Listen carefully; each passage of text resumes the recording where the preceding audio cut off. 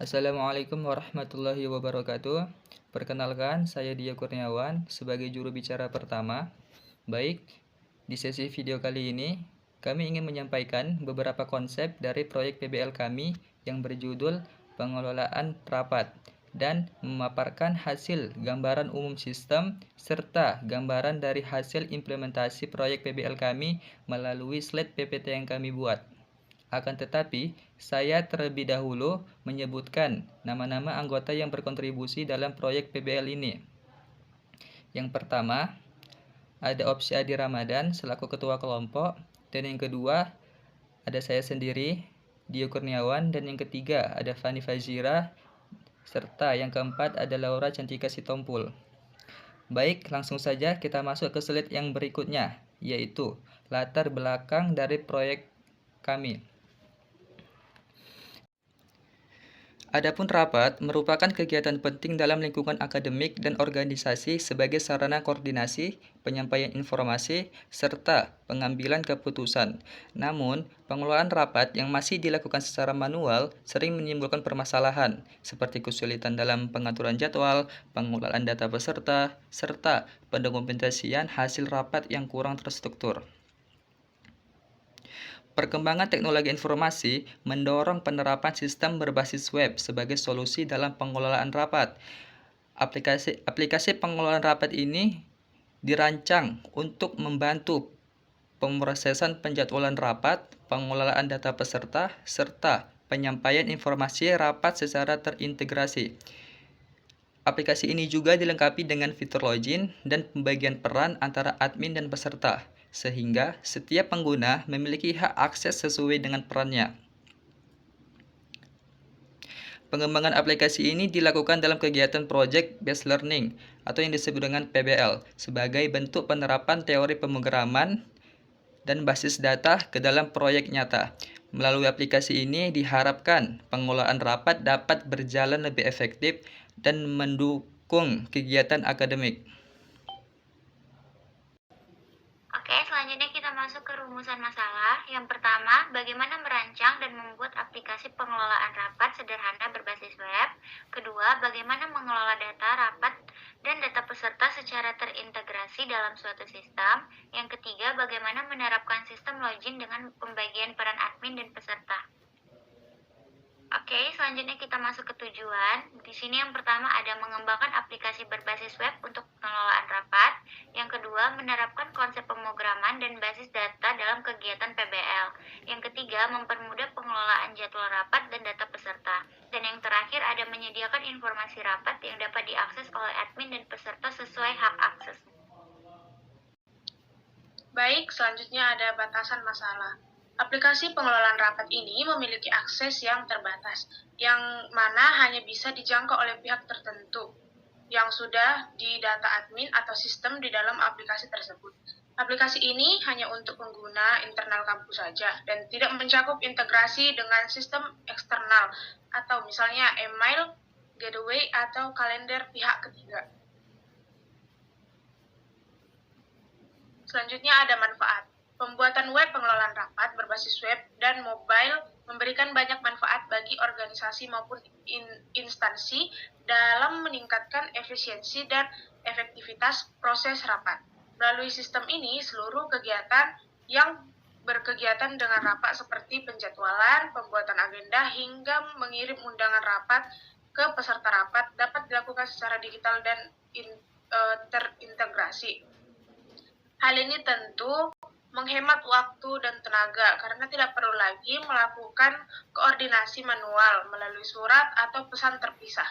Selain itu, sistem berbasis web memungkinkan pengguna untuk mengakses informasi rapat kapan dan di mana saja selama terhubung dengan internet, sehingga sangat mendukung pola kerja fleksibel dan kolaborasi jarak jauh. Selanjutnya ada kebutuhan fungsional. PR01, pengguna, admin dan peserta rapat dapat melakukan login. PR02, admin dapat mengelola, yaitu tambah, ubah detail, hapus data rapat. PR03, admin dapat mengelola, yaitu tambah, ubah detail, hapus data pengguna atau peserta. PR04 admin dapat mengirim undangan rapat. PR05 peserta rapat dapat melihat jadwal dan detail rapat. Selanjutnya lagi ada kebutuhan non-fungsional. NPR01 usability, yaitu kemudahan penggunaan. Antarmuka aplikasi harus ramah pengguna dan intuitif bagi semua kalangan pengunjung. NPR02 source code aplikasi harus terstruktur dengan baik dan mudah dipelihara oleh pengembang yang berbeda, mengikuti konvensi penulisan program. NPR03 language, antarmuka aplikasi menggunakan bahasa Indonesia yang baik dan benar. Baik, di slide gambaran umum sistem ini terdapat dua aktor, yaitu user admin dan peserta. Jadi, admin dan peserta harus terlebih dahulu melakukan login untuk masuk ke halaman utama dashboard dari masing-masing role, yang mana kedua role tersebut memiliki halaman utamanya masing-masing. Untuk admin sendiri, yang pertama, dapat melihat menu dashboard untuk mengecek dan melihat total rapat, rapat selesai, dan rapat yang akan mendatang, dan juga total peserta rapat. Yang kedua, admin dapat menambah dan mengelola data rapat yang kemudian dikirimkan ke peserta rapat. Dan yang ketiga, admin juga dapat menambah dan mengelola data peserta untuk bisa dimasukkan dan diundang ke data rapat yang ingin dibuat nantinya. Untuk bagian peserta sendiri hanya bisa melihat halaman dashboard dan menu lihat rapat, yang mana peserta hanya bisa melihat rapat serta mencari dan mengecek detail rapat apakah terdapat nama. Baik, di slide yang berikutnya yaitu hasil gambar implementasi dari proyek kami. Yang pertama, ada tampilan utama yaitu tampilan dari aplikasi kami, dan yang kedua ada tampilan menu login, dan yang ketiga ada tampilan dashboard utama bagi admin, dan yang keempat ada tampilan dashboard utama bagi peserta. Dan yang selanjutnya ada tampilan data rapat dan juga tampilan data peserta yang mana dikhususkan untuk role admin saja. Dan juga terdapat tampilan modal atau drop down yang mana isinya itu terdapat deskripsi singkat, yakni nama, akun, dan role. Terus terdapat fitur keluar untuk menuju ke halaman utama. Selanjutnya